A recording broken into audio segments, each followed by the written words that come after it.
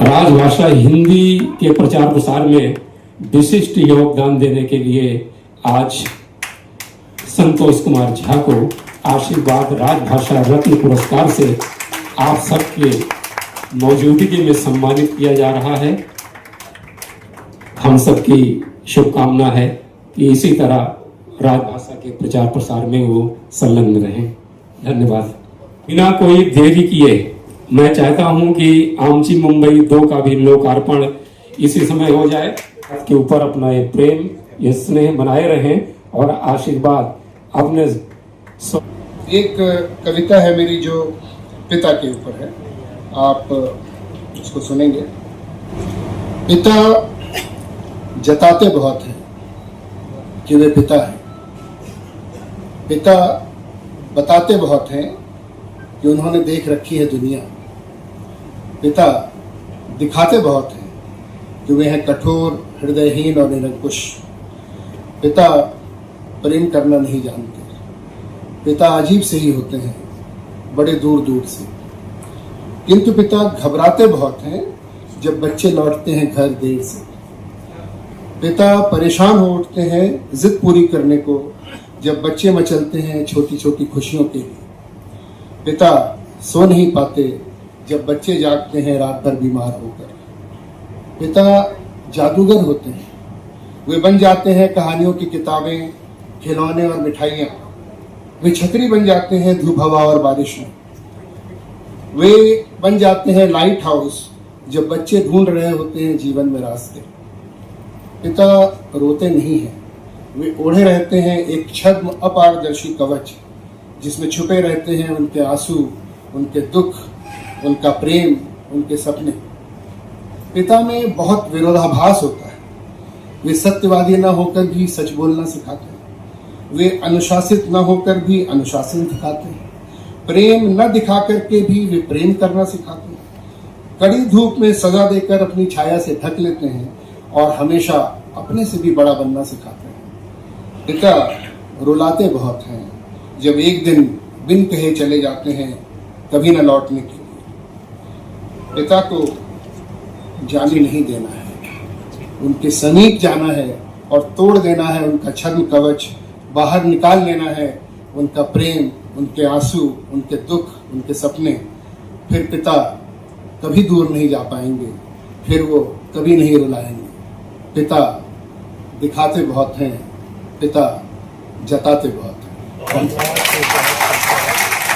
मर्यादा है, इसी पुस्तक से लिया गया है। हम सभी जब सार्वजनिक जीवन में लिखना शुरू करते हैं तो हमारी जिम्मेदारी बनती है, और ये छंद मुक्त कविता उसी को परिलक्षित कर रही है कि लिखना कब? लिखना तभी जब तुम महसूस कर लो, तुम लिखना तब जब एहसास कर लो। लिखना जब भी तो वही लिखना जो तू चाहता है लिखना। लिखना तभी जब झकझोर दे तुम्हारी अंतरात्मा। तुम लिखना तब जब नींद ना आए तुम्हें लिखे बिना।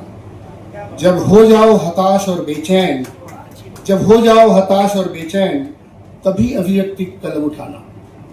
लिखना तभी जब लिखने का उत्तरदायित्व समझ जाना। तुम जरूर लिखना, लिखते रहना, मगर लिखने की लीक पर मत टिके रहना। तुम जरूर लिखना, लिखते रहना, मगर लिखने की लीक पर मत टिके रहना। लिखना ऐसे कि जैसे पानी लिखती है अमिट लिखावट पत्थर पर।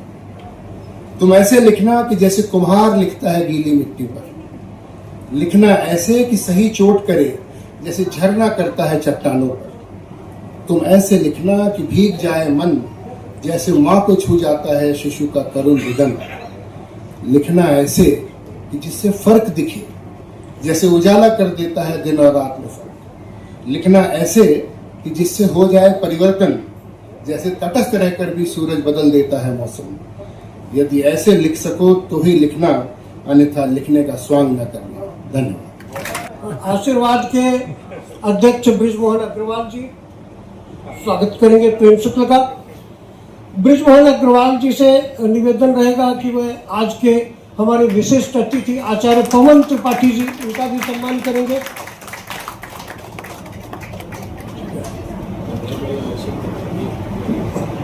डॉक्टर जेपी बघेल आशीर्वाद के पदाधिकारी, वो सम्मान करेंगे। श्री भूपेंद्र त्यागी जी, दैनिक भास्कर के संपादक, इनकी ताजा तरीन संपादित किताब तो अभी आई है। इसके अलावा उन्होंने मुंबई स्टोरीज नाम से एक सीरीज लिखी किताबों की, मुंबई की, उनकी उनमें धड़कती कहानियां हैं। मोहन अग्रवाल जी सम्मान करेंगे, सुभाष चंद्र अग्रवाल जी का। आज के हमारे जो मंच सारथी है, मंच संचालक है, आज की शाम के पहले जो हमारे वरिष्ठ साथी है श्री हृदय मयंक जी, उनका सम्मान। अवलोकन किताब है, बहुत बड़ी और बहुत महत्वपूर्ण किताब है। मुंबई पे 1500 लेखों के सर्जक, विमल जी को शायद मालूम नहीं होगा, मैं इनका कब भक्त बना। बहुत साल पहले जब इन्होंने कैनेडी पे एक पीस लिखी थी नवभारत टाइम्स में, bottom story. Doctor JP Baghel स्वागत करेंगे।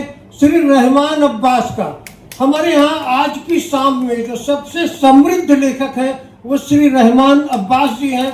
2018 में इनको केंद्रीय साहित्य अकादमी का पुरस्कार मिला अपने उर्दू उपन्यास रोहजिन के लिए।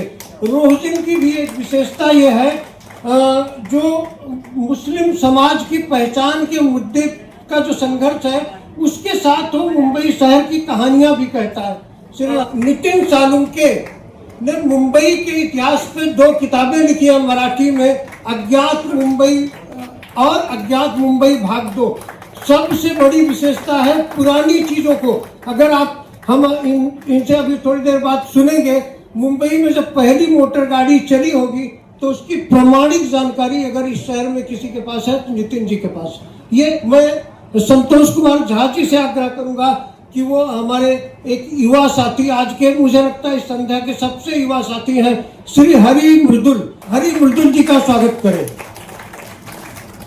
एक और हमारे बीच नवभारत टाइम्स के पूर्व साथी श्री सुनील मेहरोत्रा जी हैं। आप लोगों ने इनका कॉलम 100 पढ़ा होगा, उनका सम्मान प्रेम जी सम्मान करें।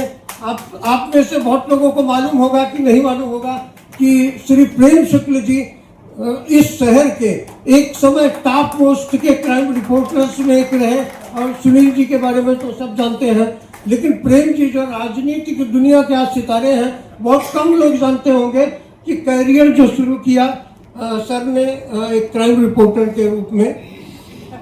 बॉम्बे के डॉन, दहशत का अनसुना इतिहास, बहुत मोटा ग्रंथ है और मुंबई के अंडरवर्ल्ड की बहुत सिलसिलेवार दास्तान। आइए प्रेम जी सम्मान करें श्री शराफत खान जी का, शहर के वरिष्ठ उर्दू पत्रकार, जिन्होंने मुंबई के क्राइम के विविध पक्षों पे 23 किताबें लिखी है।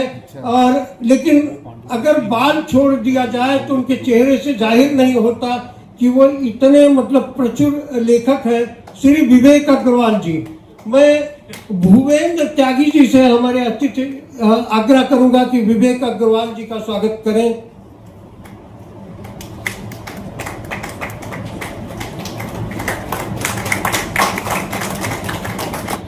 समय तो बहुत बिजी रहते हो तो सही है, लेकिन किसी तरह अपना समय निकाल ही लेते लिखने के लिए।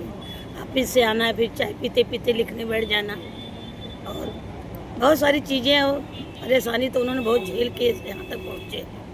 बहुत अच्छा लगता है भाई सुन के उनको। लिया क्या हमारे पति है, मुझे खुशी है कि मैं उनकी पत्नी हूँ। बच्चे भाई इसी तरह से उन्होंने उनका वो सब परवरिश की है, इस लायक बनाया पढ़ा लिखे के उनको। जी राजेश विक्रांत जी मुंबई पर निरंतर लिख रहे हैं, कुछ बरसों से नहीं बल्कि कई दशकों से, और उन्होंने ऐसे अनछुए कोनों को, ऐसे अनछुए पहलुओं को ढूंढ निकाला है और अभिव्यक्त किया है कि वो एकदम सराहनीय है, प्रशंसा के लायक है। और सबसे अधिक सराहनीय तो उनकी निरंतरता है। मुंबई को जिस तरह से उन्होंने देखा है तो वो एक लंबे अंतराल में बहुत ही अलग अलग नज़रिए से देखा है, और इसमें जो उनके काम के साथ उनके लेखन में जो उनका शोध वो उसमें जोड़ते हैं, शोध करने के बाद जो नई सूचनाएं और जानकारियां एकत्र करके और उसमें वो जोड़ देते हैं, वो उनके लेखन को और अनूठा बना देता है।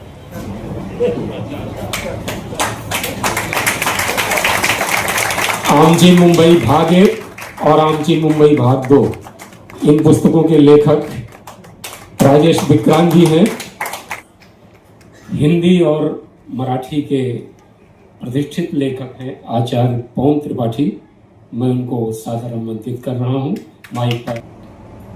मुंबई के बारे में जितना पढ़ा जाए, लिखा जाए, और जैसा मैं अभी के पूर्व के वक्ताओं से सुना और जो समझा भी हूँ कि वह बहुत कम है, क्योंकि मुंबई शहर में पूरा विश्व बसता है। और जब मैं भी मुंबई में आया तो मुंबई में अपने जीवन की शुरुआत हुई, तो उस समय पर मुंबई के समाचार पत्र, चूँकि शुरू से आदत थी, वहाँ पर हम लोग उत्तर भारत में दैनिक जागरण पढ़ते थे, तो यहाँ पर नवभारत टाइम्स पढ़ना, हिंदी का सामना पढ़ना, उसमें आदरणीय श्री प्रेम शुक्ल जी का लेख होता था। तो उसके बाद नवभारत टाइम्स में हम लोग 2-3 कॉलम जरूर पढ़ते थे। एक आदरणीय श्री विमल मिश्र जी यहाँ पर बैठे हुए हैं, आदरणीय श्री सुनील मल्होत्रा जी हैं, तो आप लोगों का कॉलम पढ़ते थे। और अभी भी जब कॉलम रहता है तो मैं, आप लोग अन्य अन्य स्थानों पर लिखते रहते हैं, सोशल मीडिया पर भी लिखते रहते हैं, तो मैं उसको सेव करके रखता हूँ। जब भी समय मिलता है तो उसको पढ़ने का कार्य करता हूँ। तो जब मुंबई के बारे में मुझे कुछ जानने की इच्छा हुई, तो जब भी मुझे राजनीतिक विषय में, सामाजिक, उस पर कुछ लिखना, पढ़ना या समझना होता है, तो मैं भाई साहब को फ़ोन करता हूँ, प्रेम शुक्ल जी को, भाई साहब क्या लिखना चाहिए, क्या इसका क्या तात्पर्य है। तो मैंने उनसे पूछा कि मुंबई को कैसे समझा जाए। तो उस समय इनकी पहली पुस्तक श्री राजेश विक्रांत जी की आमची मुंबई आई थी। तो भाई साहब ने कहा कि आमची मुंबई आप पढ़ लीजिए, तो मुंबई के बारे में आपको समझ में आ जाएगी कि मुंबई क्या है।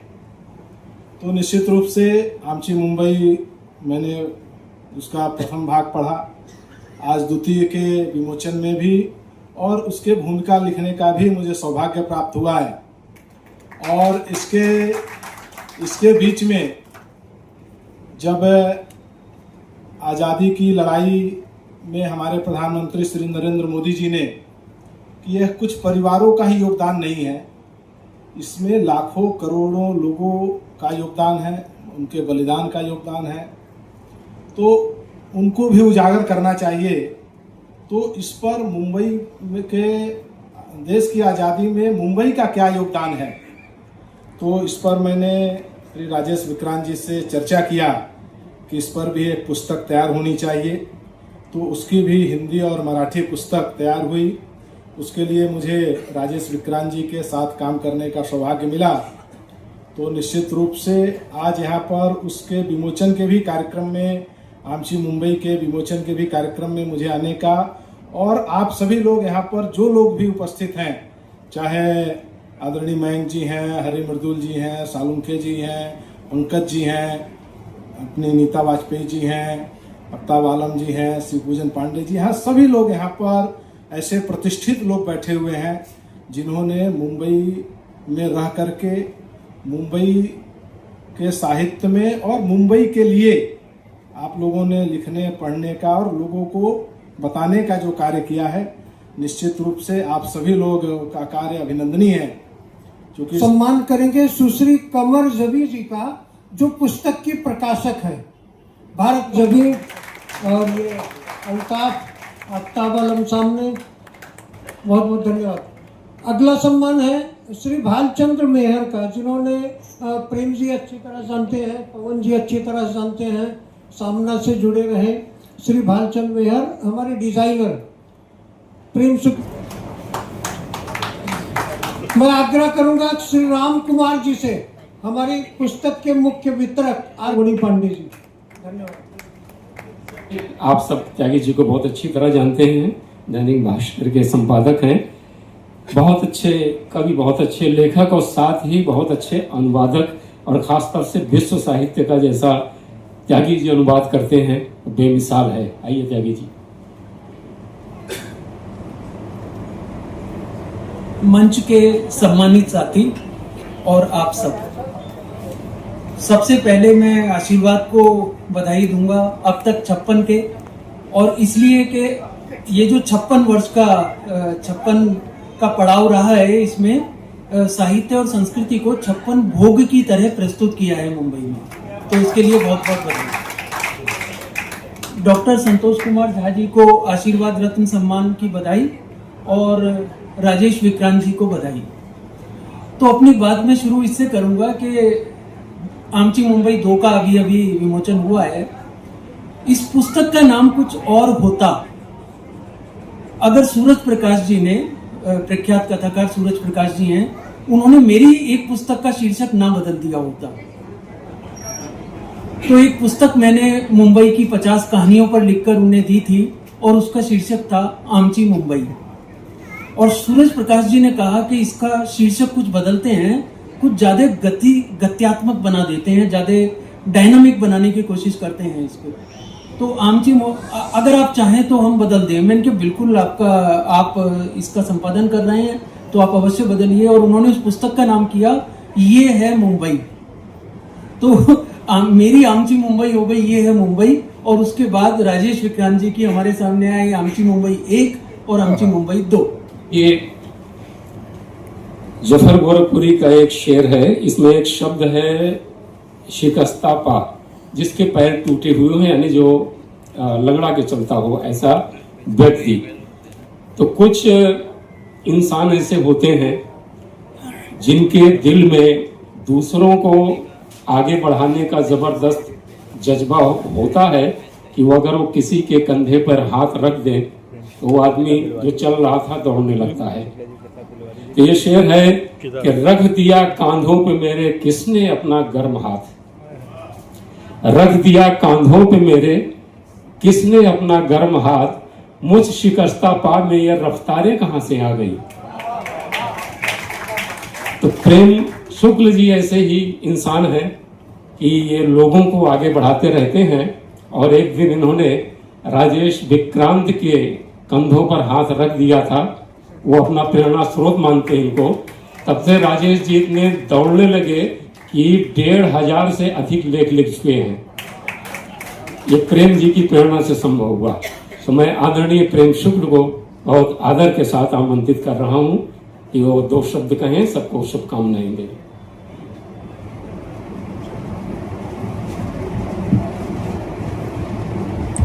आशीर्वाद संस्था की आत्मा आदरणीय उमाकांत वाजपेयी जी, उनके चरणों में प्रणाम करता हूं,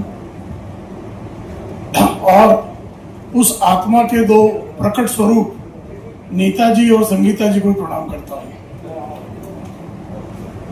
आज इस कार्यक्रम के जिनका सम्मान किया गया आशीर्वाद सम्मान से, ऐसे आदरणीय संतोष कुमार झा जी, भाई भूपेंद्र त्यागी जी, भाई आचार्य पवन त्रिपाठी जी, और तमाम मंचों को जो है कार्यक्रमों को सफल बनाने का सारथ्य करने वाले आदरणीय देवमणि पांडे जी, और जिनकी आज पुस्तक आमची मुंबई 2 का विमोचन हुआ, ऐसे राजेश विक्रांत जी।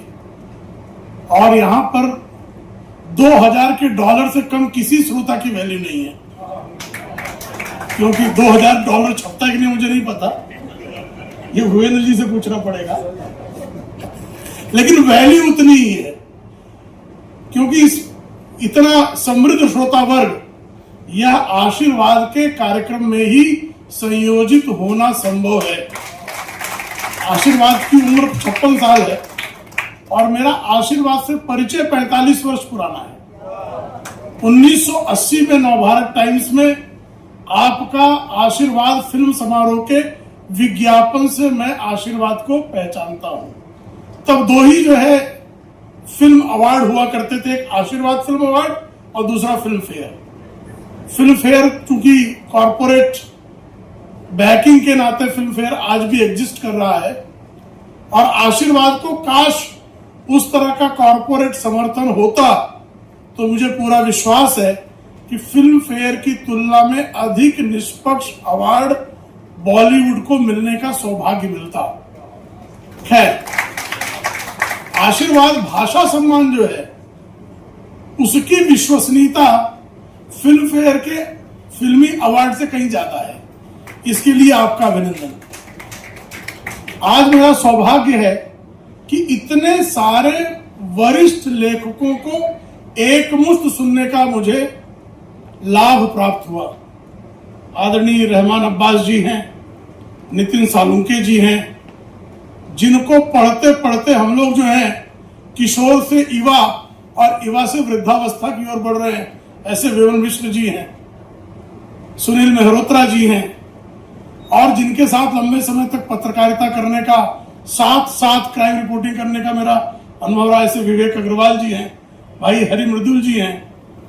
सामना के पहले से, दोपहर का सामना के प्रकाशन से पूर्व जिन लोगों से मैत्री रही, ऐसे शत्रुघ्न प्रसाद जी हैं, तो यहाँ हमारा पूरा परिवार ही यहाँ बैठा हुआ है।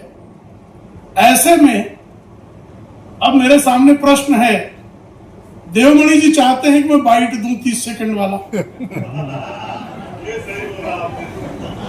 है ना, अमर त्रिपाठी जी मौजूद है, और ये सोचिए कि आशीर्वाद के कार्यक्रम की सफलता कि अमर जी के रहने के बावजूद कार्यक्रम में उत्पात नहीं है। ये कितनी बड़ी कार्यक्रम की सफलता है। नहीं, मैं इसके लिए आपका साधुवाद देता हूं जी। तो अभी पिछले सप्ताह ही ठीक शुक्रवार के दिन आदरणीय तुलसीदास भोइटे जी की एक पुस्तक भाजपा जिंकली कशी, इस पुस्तक के भी विमोचन समारोह में मुझे उपस्थित रहने का अवसर मिला, और तुलसीदास जी हम लोग के बीच उपस्थित है। और तुलसीदास जी हिंदी के साथ मराठी के पत्रकार हैं, पहले हिंदी के हैं फिर मराठी के हैं। लोगों ने उनको मराठी का पत्रकार घोषित कर रखा है, लेकिन मेरी दृष्टि में पहले वो हिंदी वाले हैं, बाद में मराठी वाले हैं। इसलिए उनकी पुस्तक का मैंने कहा कि हिंदी अनुवाद भी बाजार में आना जरूरी है और अंग्रेजी अनुवाद भी आना जरूरी है। उसी तरह से राजेश विक्रांत जी की पुस्तक का मराठी अनुवाद भी प्रकाशित होना चाहिए, क्योंकि इस पुस्तक को जिस तरह से मुंबई के जीवन को, मुंबई के इतिहास को, मुंबई के साहित्यिक इतिहास को, मुंबई के अंडरवर्ल्ड के इतिहास को, मुंबई के दंगों के इतिहास को जिस तरह से एक पुस्तक में समेटने का कार्य किया है, यह विविध भाषाओं में उपलब्ध होना ही चाहिए। जो मुंबई को जानना चाहता है और उसको सामान्य जानकारी चाहिए जिससे मुंबई को ठीक से समझ सके। जैसे नितिन सालुंके जी जो काम कर रहे हैं वो शोधार्थी का काम है कि भायकला का नाम कैसे पड़ा, या जो है रेस कोर्स का इतिहास कहां से है, मुंबा देवी मंदिर असल में कहां था, धोबी घाट सचमुच कहां से कहां आया, ये शोधार्थी का कार्य है। लेकिन एक सामान्य व्यक्ति को जो मुंबई जानना है, वो जानने के लिए राजेश विक्रांत जी को पढ़ना। जैसे आदरणीय पवन जी को मैंने वर्षों पहले ये परामर्श दिया था कि आप मुंबई को समझने के लिए राजेश विक्रांत जी की आमची मुंबई 1 जरूर पढ़ें। और राजेश विक्रांत जी से मेरा परिचय दोपहर का सामना के प्रकाशन के साथ ही हुआ है। हम लोग जो है दोपहर का सामना प्रकाशित होने की डमी अंक जो है उस पर काम कर रहे थे। और ये देखिए राजेश विक्रांत जी की सफलता ही है कि इन्होंने संजय निरुपम के संपादन काल में ही उतना लिखा, और उनके विरोध का व्यक्ति मैं मेरे संपादन काल में भी उतना ही लिखा, मेरे बाद अजय तिवारी के संपादन काल में भी लिख रहे हैं। यानी दोपहर का सामना के संपादक जो है उनके कार्यकाल छोटे पड़ गए, लेकिन राजेश विक्रांत जी की लेखन का जो सातत्य है वो टिका रहा। तो देवमणि जी, इसलिए मुझे जो है वो बाइट के आगे प्रेस कॉन्फ्रेंस हमारी होती है, और प्रेस कॉन्फ्रेंस से अधिक समय डिबेट में लेते हैं हम लोग।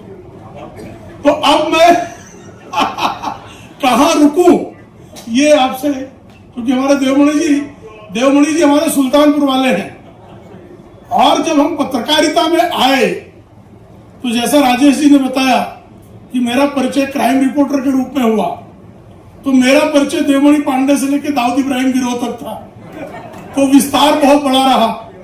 अब मेरे तमाम मित्रों को मैं देख रहा हूं, बहुत सारी, किसी ने 30 किताब लिख दी, किसी ने 25 किताब लिख दी, किसी ने 5-7 तो लिखी थी, लेकिन मेरे खाते में एक भी किताब नहीं है। तो ये रहस्य भी बताना आवश्यक है। ऐसा नहीं कि मैं लिखाड़ नहीं हूं, लिखाड़ तो मैं भी हूं। तो पुस्तक का प्रकाशन क्यों नहीं हुआ? 1999 में मुझे दोपहर का सामना से अपमानित करके निकाल दिया गया। तो जब मैं अपमानित का घूंट पीकर निकला दोपहर का सामना से, तो मेरे मन में आया कि मैं किताब लिखूं। और स्वाभाविक था, उसमें हुसैन जैदी और जेडे ये दोनों मित्र हुआ करते थे मेरे। तो इन दोनों में मेरे पीछे दोनों लगे, हुसैन जैदी भी लगे, जेडे भी लगे, कि आपको क्राइम पर पुस्तक लिखनी चाहिए। और मेरा विषय भी जो है अपराध को मैं ठीक से समझ रहा था, अंडरवर्ल्ड को। तो मैंने सोचा किताब लिखूं। मैंने सामग्री जमा की, लेकिन मेरे एक मित्र हैं, उन्होंने मुझे से वचन ले लिया कि प्रेम तुम अंडरवर्ल्ड पे किताब नहीं लिखोगे। मेरे मित्र हैं जाकिर अहमद, सब जानते हैं। उन्होंने मुझसे वचन ले लिया कि तुम अंडरवर्ल्ड पे किताब नहीं लिखोगे। अब मेरी दूसरा जो विषय जिसको मैं अच्छी तरह समझता हूं वो राजनीति है। और राजनीति पे उस व्यक्ति को पुस्तक तब तक नहीं लिखनी चाहिए जब तक वो राजनीति में सक्रिय रहे, तब तक किताब नहीं लिखनी चाहिए। समझदारी यही है, नहीं तो उसका जसवंत सिंह हो जाता है। तो इसलिए मैं राजनीति पर नहीं लिख रहा हूं। तो मैंने ये तय किया रहमान भाई कि मैं आपकी तरह प्रोसिक्यूशन झेलने की नौबत ना आए, आप जितना साहसी मैं नहीं।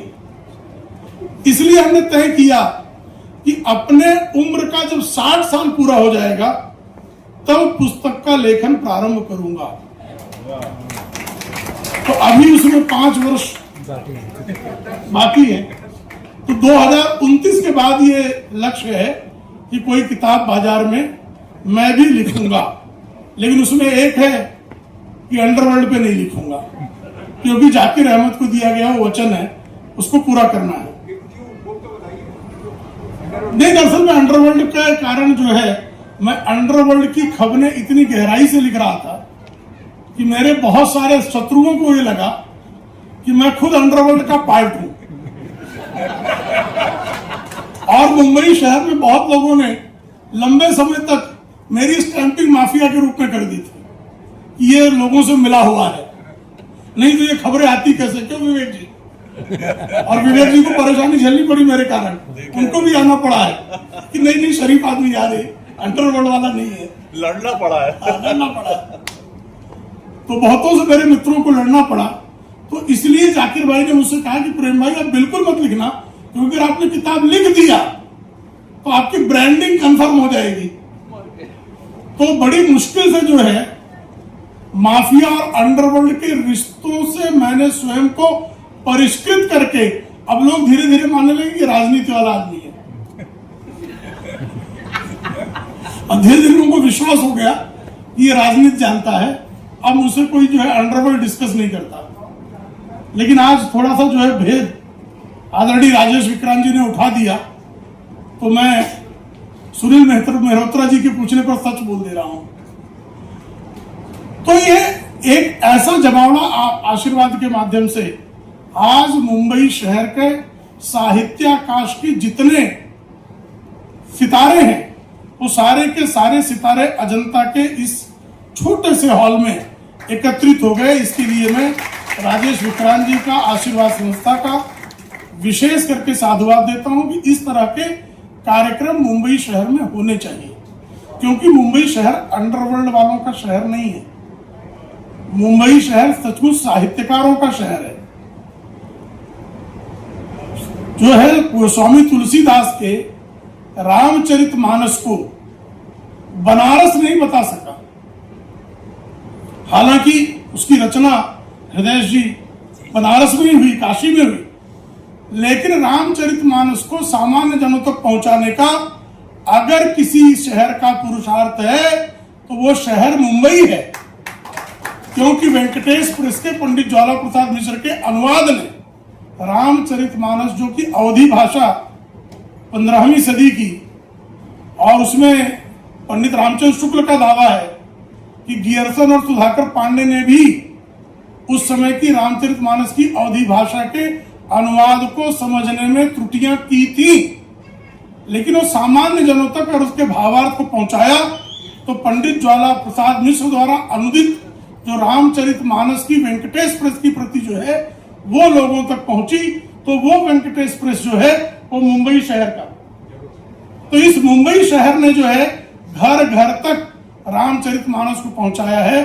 तो साहित्य और हिंदी साहित्य का भी अगर काशी से बड़ा अगर कोई केंद्र है तो मुंबई शहर है, और मुंबई शहर में भी हम सारे साहित्य के रसिकों को इस तरह से एक माला में पिरोने का पुरुषार्थ अगर कोई कर सकता है तो पंडित उमाकांत वाजपेयी जी की भावी पीढ़ी कर सकती है, जो हमेशा से जो है नीता और संगीता करती रहती हैं। ये इनको जो है जैसे ब्रजमोहन अग्रवाल जी का जिस तरह से समर्थन है, उनके समर्थन को मैं साधुवाद देता हूं। आप सब यहाँ जमा हुए और इतना बढ़िया आज की जो है जुमे की शाम को आपने जो है, देखो अगर जुमे की शाम भी कह दें तो कुछ लोगों को आपत्ति हो सकती है।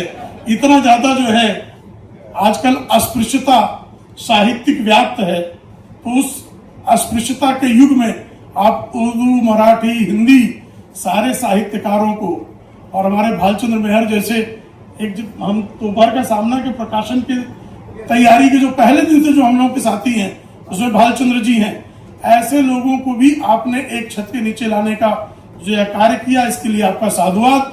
आपकी पुस्तक बहुत पठनीय है और इसका अन्य भाषाओं में अनुवाद होना चाहिए। और आपका ये जो, चूंकि आप अब सेवा से निवृत्त हो चुके हैं सरकारी सेवा से, तो अब आपने साहित्य की सेवा में पूर्णकालिक आपने समय देना चाहिए, ऐसी आपसे अपेक्षा है। और आपके इस पुरुषार्थ को सतत जो है समर्थन आदरणीय आचार्य पवन त्रिपाठी जी देंगे, और मुझे पूरा विश्वास है कि आमची मुंबई को महाराष्ट्र साहित्य अकादमी का पुरस्कार भी मिलना चाहिए और विरोधियों के विरोध के बावजूद मिलना चाहिए।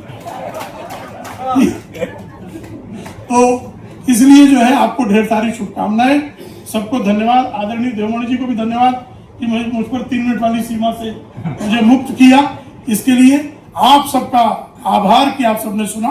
धन्यवाद। जय हिंद, जय महाराष्ट्र। उम्मीद कर रहा हूं कि आप सबके प्रति आभार व्यक्त करें। की ओर से मंच पे उपस्थित जितने भी महान भाव हैं, श्री प्रेम शुक्ल जी, श्री संतोष कुमार झा जी, श्री भूपेंद्र त्यागी जी, श्री पवन त्रिपाठी जी, श्री ब्रिजमोहन अग्रवाल तो होस्ट है, सुभाष चंद्र अग्रवाल जी इधर थे, और हमारे मंच सारथी देवमणि पांडे जी, और सामने बैठे हुए लोगों में विमल मिश्र जी, सुनील मेहरोत्रा जी, नितिन सालुंखे जी, और हमारे एकदम वरिष्ठ